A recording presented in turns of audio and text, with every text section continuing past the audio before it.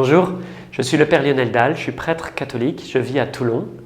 Nous sommes aujourd'hui dans notre 4e jour de confinement et tous, cette semaine, nous avons été pris de court. Nos vies ont été bouleversées en un instant. Nous avons dû nous réorganiser dans l'urgence, trouver un lieu de confinement pour certains, changer de lieu, rester sur place pour d'autres. Peut-être ça a été compliqué pour vous. Moi-même, comme prêtre, j'ai été touché. D'un coup, on s'est retrouvé avec tous nos prêtres sans fidèles. Et puis, tous les fidèles n'avaient plus de messe. Beaucoup de prêtres se sont lancés dans la retransmission des messes. On a dû organiser tout ça. Et puis avec mon évêque, Monseigneur Dominique Rey, on s'est dit comment est-ce qu'on peut continuer à aider les personnes à vivre cette épidémie alors qu'on est isolé par le confinement. Qu'est-ce qu'on pourrait leur donner? Quelque chose qui soit plus que la messe. Et du coup, on a réfléchi avec l'équipe de communication à quelque chose qui pourrait nous aider à traverser cette épidémie, à arriver de l'autre côté. Et c'est comme ça qu'on a eu cette idée de nom, la traversée. Comme en plus on habite à Toulon, au bord de la mer, la traversée c'est un peu traverser l'océan, voilà. Et donc on a eu l'idée de ce parcours. Cette traversée c'est la vôtre. Et notre but c'est vous aider à vivre votre traversée. On a fait au plus vite avec les moyens du bord. Du coup merci pour votre indulgence. Voilà, il y aura peut-être des petits problèmes techniques et tout. On s'est dit on se lance. Voilà. Au tout début de cette vidéo, je voudrais vous dire 2 choses. La première, c'est bravo d'avoir fait ce pas de vous inscrire sans trop savoir ce que ça allait être. Notre idée, c'est de se dire, ensemble on est plus fort. Seul, dans l'épreuve est un grand facteur de risque et de difficulté. Peut-être vous êtes croyant, peut-être vous ne l'êtes pas trop, peut-être vous ne l'êtes pas du tout. Je voudrais vous dire, vous êtes tous les bienvenus. Bien sûr, ce parcours a été développé par une église, l'église du Var, mais on essaie de faire en sorte que vous soyez un peu ici chez vous, que tout le monde se sente à l'aise. Et on a voulu que cette première vidéo, elle soit en accès libre pour vous montrer l'esprit de notre parcours. Et si ça vous plaît, que vous puissiez vous inscrire et recevoir un mail tous les jours avec la vidéo du jour. Voilà, vous pouvez vous arrêter quand vous voulez, bien sûr. Et bien sûr aussi, c'est gratuit. La deuxième chose que je voulais vous dire au tout début de ce parcours, c'est une proposition. La proposition, c'est de se dire, de vivre le parcours à plusieurs. Soit vous êtes dans votre confinement déjà plusieurs, du coup vous pouvez le vivre entre vous, soit vous êtes seul. Et je voulais vous inviter, vous conseiller de trouver d'autres personnes, peut-être des amis, peut-être des membres de votre famille, peut-être des voisins, peut-être des personnes isolées, qu'elles soient croyantes ou pas trop, et de vous lier entre vous pour regarder les vidéos chez vous et ensuite vous appeler en créant un petit groupe, une communauté, pour en parler. Parce que ça nous permet de recréer un peu les liens sociaux qui nous manquent. Et je pense que c'est très riche de vivre à plusieurs, surtout si on est seul en confinement. Voilà. Chaque jour, on vous donnera une vidéo, un défi, c'est une petite action, tournée vers les autres, qui prend 5-10 minutes. Des témoignages, un témoignage, aussi un psaume, qui est une prière chantée pour vous aider à prier, et puis un lien vers une messe rediffusée. Voilà, commencer ce voyage avec vous, c'est un peu comme embarquer ensemble dans un bateau, sans savoir avec qui on est, ni savoir comment va se passer la traversée. Mais on a 2 certitudes. La première, c'est qu'une énorme tempête se présente devant nous. Et la deuxième, c'est qu'il y a un passage pour la traversée. Alors la première certitude, il y a une énorme tempête devant nous. Je pense qu'aujourd'hui on en est tous convaincus. On a plein d'infos sur l'épidémie de coronavirus. Aujourd'hui, elle est mondiale, elle touche 163 pays. Les chiffres du nombre de malades sont impressionnants. Peut-être pas en soi, si on les compare à d'autres maladies, mais en fait, aujourd'hui, il y a 12 500 malades à peu près en France, 450 morts déjà. Mais c'est surtout la progression qui est vraiment effrayante. Le nombre de malades a été multiplié par 8 en une semaine aux États-Unis et par 4 en France. Du coup, le gouvernement a décidé de nous mettre tous en confinement. L'économie s'est un peu arrêtée, peut-être vous avez vu, moi-même j'ai vu, ces rayons de supermarché complètement vidés à cause de la peur qu'on avait de manquer.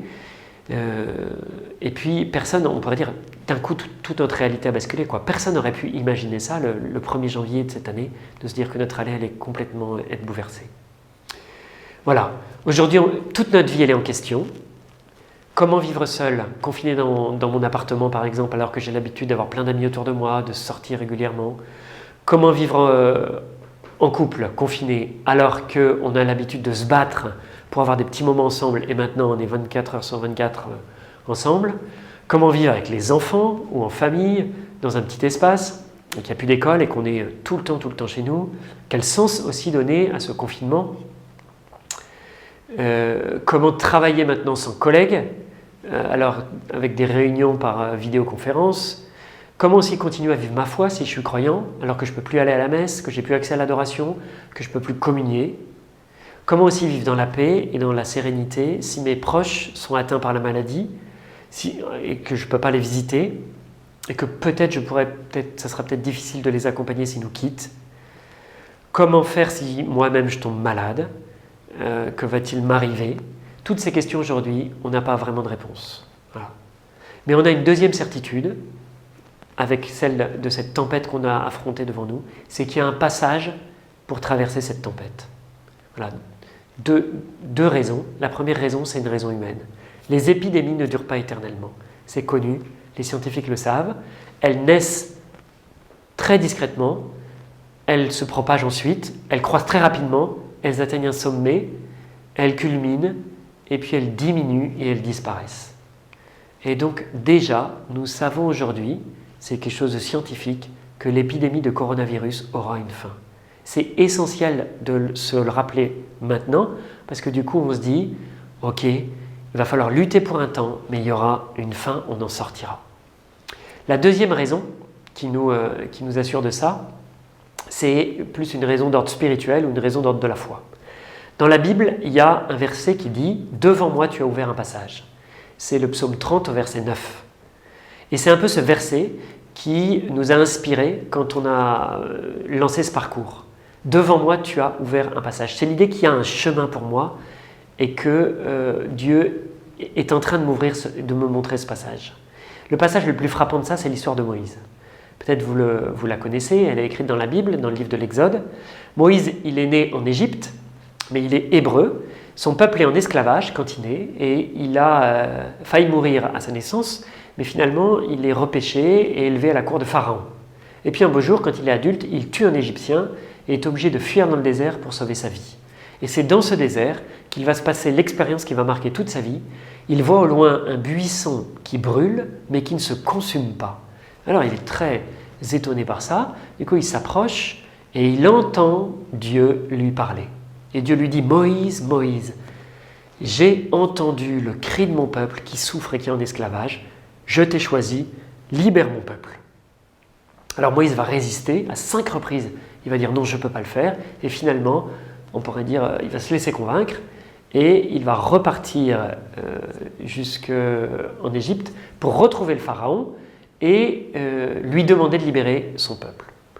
Le pharaon ne va pas vouloir, Dieu va envoyer 10 plaies, donc 10 malheurs successifs. Finalement, pharaon va céder, va laisser partir le peuple et puis se raviser brusquement.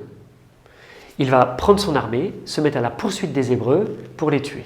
Et donc Moïse, qui était sorti avec tout le peuple, se retrouve, on pourrait dire, coincé, avec devant lui la mer Rouge, et derrière lui, l'armée de Pharaon qui arrive sur lui pour les tuer. Et aucune solution. Le peuple voit sa dernière heure arriver, se tourne vers Moïse, crie « Mais enfin, c'est pour nous faire mourir que tu nous as fait sortir d'Égypte ?» Moïse, qui ne sait plus quoi faire, se retourne vers Dieu et crie vers Dieu et dit « Dis-moi quelque chose, qu'est-ce que je fais ?» Et Dieu parle à Moïse et lui dit « Tu prends le bâton que tu as en main, tu frappes la mer et je mets un chemin, j'ouvre la mer en deux et je mets un chemin là où il n'y a pas de chemin.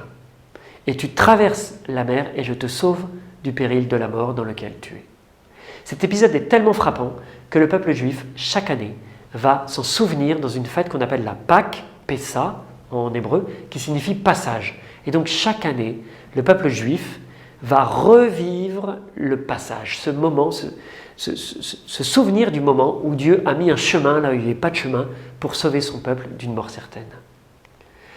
Pour les chrétiens, c'est la même chose, enfin c'est un peu différent, mais on vit aussi la Pâque.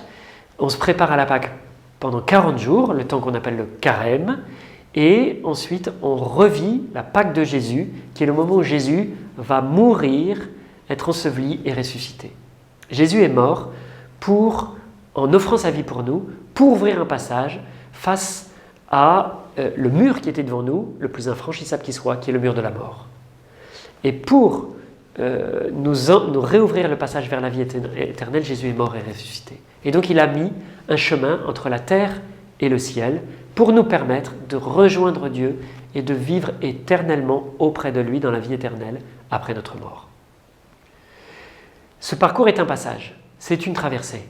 Et ce qu'on vous propose, c'est de la vivre ensemble, en se soutenant les uns les autres, de la vivre avec Dieu, si vous êtes croyant, en ouvrant votre cœur à Dieu, et donc à arriver ensemble à traverser cette épreuve de l'épidémie et du confinement, et on vous fait la promesse d'être avec vous jusqu'à ce que le confinement soit terminé.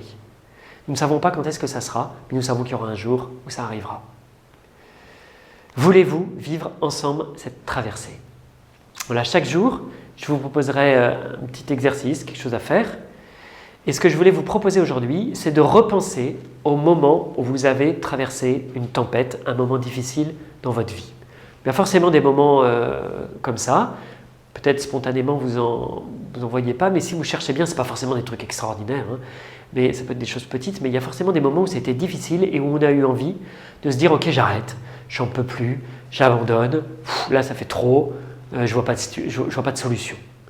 Alors la question que je voulais vous poser, c'est qu'est-ce qui s'est passé à ce moment-là? Comment vous avez réussi à traverser ces moments difficiles et qui fait que vous êtes là aujourd'hui à m'écouter? Quelles ressources vous avez mobilisées en vous? Aussi, quelles sont les personnes qui vous ont aidé? Peut-être vos amis, peut-être Dieu lui-même. Est-ce qu'il était présent? Ou comment aujourd'hui, vous voyez peut-être des petits signes de la présence de Dieu? Et voilà, je voulais vous inviter à faire mémoire de ça, sans avoir forcément vécu un moment dramatique, hein, mais de vous dire, en fait, j'ai déjà traversé des tempêtes, et voilà ce qui m'a aidé et comment ça s'est passé. Le deuxième exercice ou défi que je voulais vous lancer aujourd'hui, c'est avec qui j'ai envie de faire cette traversée. Comme je vous le disais, c'est important de ne pas être seul.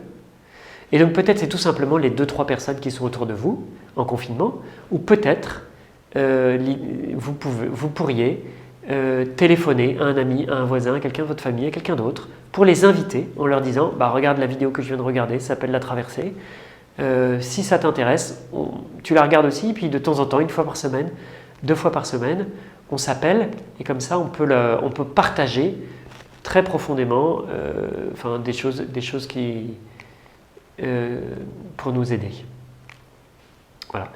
Je voudrais terminer par une prière. La dimension de la prière, c'est une dimension importante de nos vies. Je voudrais vraiment que vous vous sentiez libre vis-à-vis de ça. Peut-être vous m'écoutez, vous n'êtes pas croyant, peut-être vous n'êtes pas à l'aise avec la prière. Je voulais vous dire, il n'y a vraiment aucun problème. Si vous souhaitez, par contre, vous pouvez vous joindre à moi en ouvrant votre cœur et prier en même temps que moi, maintenant. Prier, c'est tout simplement parler à Dieu, lui présenter vos demandes. Et moi-même, je vais prier en appelant sur vous la bénédiction de Dieu, sa protection, comme j'ai l'habitude de le faire comme prêtre. Voilà.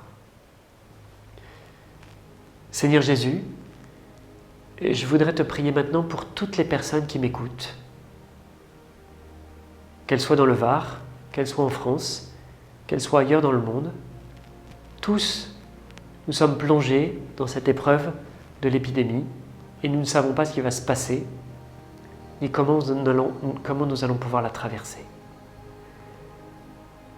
Jésus, je viens maintenant te demander ta force de mettre devant nous un passage, un chemin pour chacun d'entre nous, de venir nous montrer ce chemin. Merci pour cette belle parole que tu nous as donnée dans le psaume et qui nous rassure. Devant moi, tu as ouvert un passage.